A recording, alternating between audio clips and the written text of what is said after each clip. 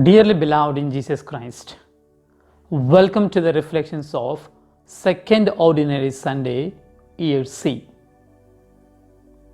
In today's Gospel passage, we have an episode of the wedding feast at Cana. This is a peculiar passage where Jesus as well as Mary is given equal importance. One may be confused to say who is the nucleus of the passage, Jesus or Mary. But for me, this miracle is done for the sake of his disciples.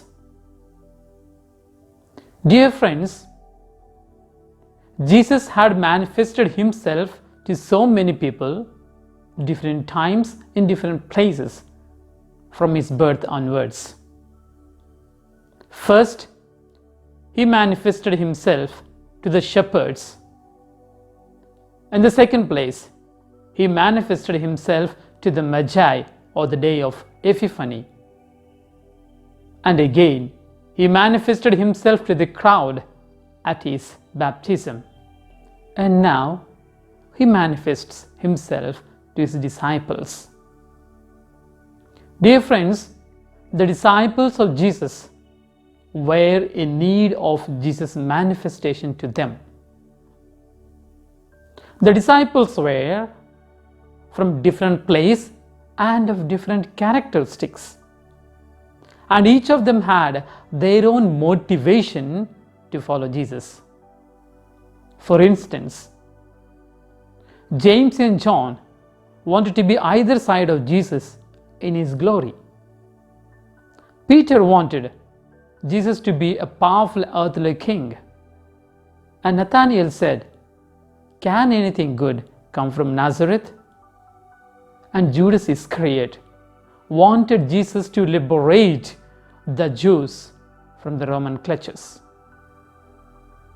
This way, the disciples had different motivations for them to follow Jesus. And lo, Jesus knows their motivations. To get rid of their wrong intentions about Jesus, Jesus wanted to manifest himself to his disciples. And the wedding feast of Cana becomes an apt venue for this manifestation. That's why I would say the wedding feast of Cana primarily is for the manifestation to his disciples. Today's last verse of the passage says, "They so believed and followed Jesus." Dear friends, that's why they needed a manifestation. Dear friends, the evangelist John does not use the word miracle. He uses the word sign for this episode. It is indeed a sign for his disciples to know who really Jesus is, to understand what sort of king he is going to be, to know what sort of a religious leader he is.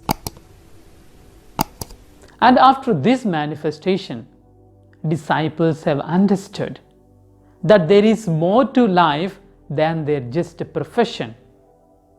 They have understood that there is more meaning to religion than customary practices. That is why this manifestation for disciples is a great requirement. And Jesus did this in apt time at the wedding feast of Cana. Dear brothers and sisters in Jesus Christ, secondly, the wedding feast of Cana initiates Jesus into his public ministry according to the evangelist John. Every evangelist had their own way of depicting Jesus' initiation into his public ministry. And here, John uses this peculiar episode to initiate Jesus into his public ministry. Initially, Jesus sounds like he is not ready yet for his task.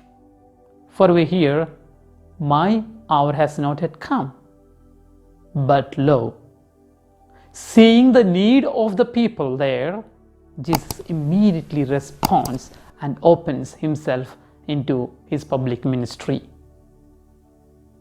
Dear friends, wine is an essential element in the marriage ceremony of ancient times.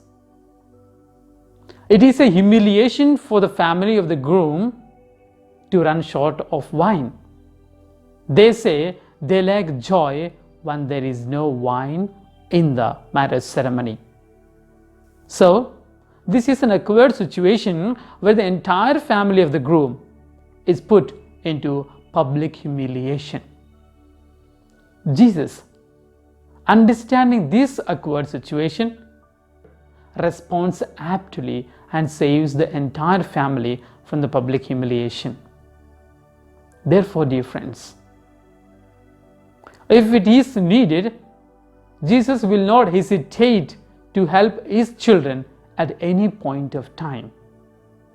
It is we who need to open up ourselves and ask through the intercession of our Mother Mary.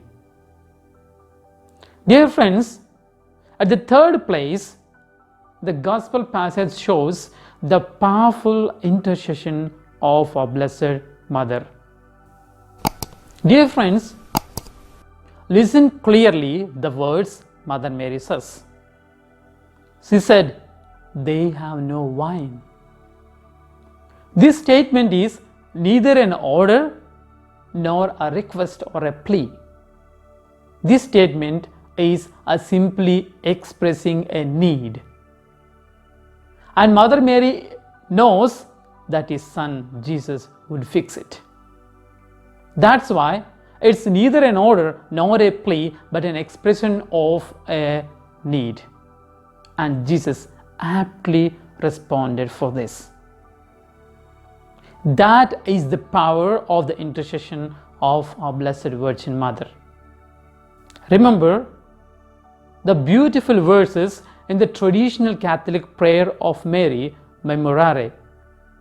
It says this: anyone who fled to your protection, implored your help, sought your intercession, was left unaided.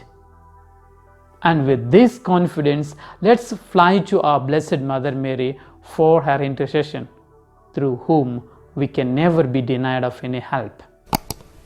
Therefore, dear friends, as a whole, the liturgy of the day teaches us to meditate upon three important notions. The first one, the wedding feast of Cana, is basically a manifestation to his disciples. Second one, the wedding feast of Cana is initiation of Jesus into the public ministry.